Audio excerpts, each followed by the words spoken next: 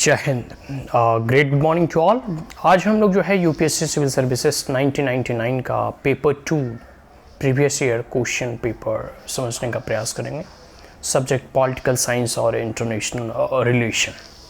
Start clear. तो previous year का question है 1999 का। पेपर 1 के बारे में ऑलरेडी हम लोग जो है डिस्कस कर चुके हैं, उसे रीड करके हम ये जान चुके हैं कि किस प्रकार के प्रश्न पूछे गए हैं।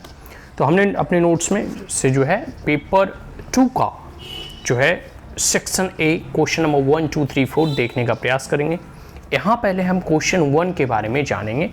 इस क्वेश्चन 1 के अंतर्गत 4 प्रश्न हैं, ए, बी, सी, एन, डी, और इन 4 प्रश्नों में किन्हीं 3 प्रश्नों के उत्तर देने हैं 200 शब्दों की शब्द सीमा को ध्यान में रखते हुए। Start clear. Question number 1, comment on any 3 of the following in about 200 words each. ठीक है।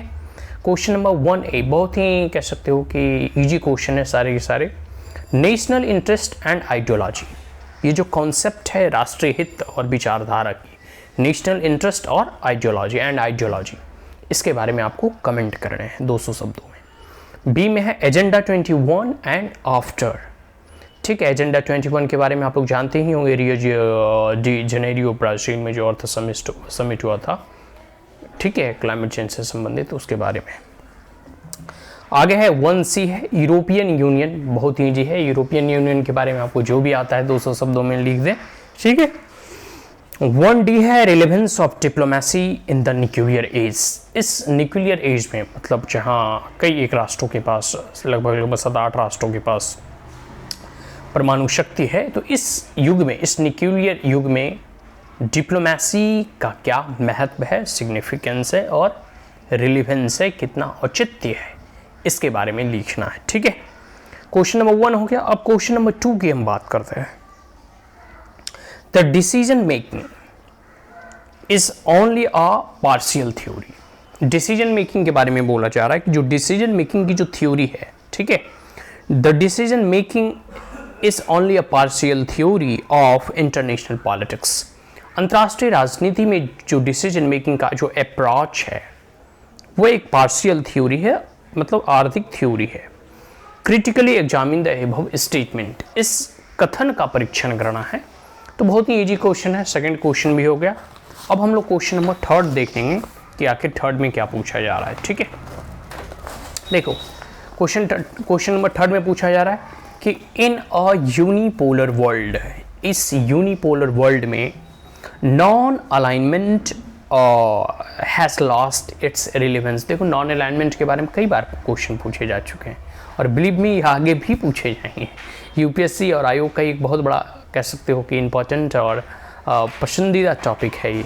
तो नॉन अलाइनमेंट के बारे में बोला जा रहा है कि जैसे नॉन अलाइनमेंट का रिलेवेंस जो पूरी की पूरी दुनिया 2 भागों में थी, ठीक है, बाइपोलर थी, उस वक्त अधिक था, और ख़ास करके शीत युद्ध कोल्ड वार में इसका ओरिजिन हुआ था, तो उस कंटेक्स्ट में इसके रिलेवेंस अधिक थे। But in the present context की अगर ये बात कही जा रही है तो इसमें कहा जा रहा है कि क्या गुटनिरपेक्ष आंदोलन इस यूनिपोलर वर्ल्ड में या सोल सुपर पावर के इस वैश्विक दुनिया में अपने औचित्य खो चुकी है?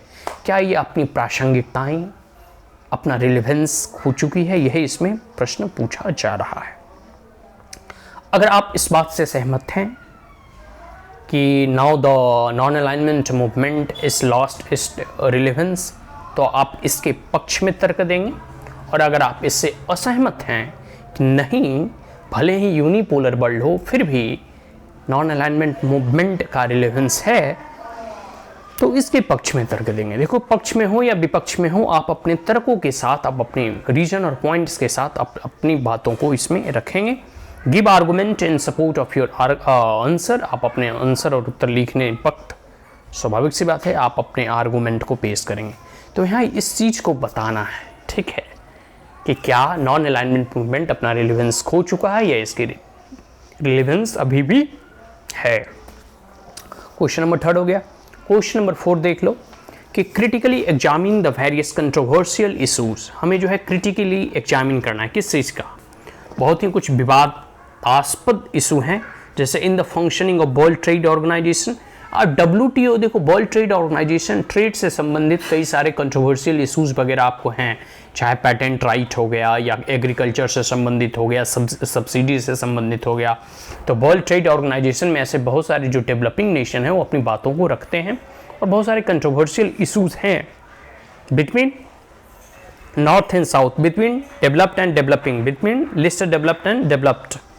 ठीक है, from the point of view of the developing nation particularly India, और आपको इंडिया के परिप्रेक्ष्य में, भारत के परिप्रेक्ष्य में भारत का क्या क्या कंसर्न, क्या क्या इशू WTO के साथ है, इसके बारे में आपको लिखना है। और कौन से सबसे अधिक कंट्रोवर्शियल, विवादास्पद जो समस्याएं हैं, जो टॉपिक है, उसके बारे में। एक बात याद रखना, डेवलपिंग नेशन का रिप्रेजेंटेटिव भारत करता है, मतलब क्योंकि Bharat is still a developing nation. ठीक है, अभी भी एक विकासशील राष्ट्र है, तो क्योंकि भारत एक विकासशील राष्ट्र है तो भारत के जो कंसर्न होंगे वही सभी राष्ट्रों का कंसर्न होगा। तो यही बातें यहाँ पूछी जा रही है कि जो विकासशील राष्ट्र हैं, जैसे कि एग्जाम्पल में भारत, और भारत के ही परिप्रेक्ष्य में और कंटेक्स्ट में आपको यह उत्तर और आंसर जो है लिखने हैं। Start clear? तो ये चौथा जो है हो गया। तो ये पूरे के पूरे क्वेश्चन नंबर 1, 2, 3 एंड 4 हम सेक्शन ए का डिस्कस कर चुके हैं। नेक्स्ट वीडियो में हम लोग जो है UPSC civil services political science international relation optional subject, ठीक है, ईयर 1999 का हम क्वेश्चन सेक्शन बी का देखेंगे। ठीक है, so that's all, thank you, have a great day.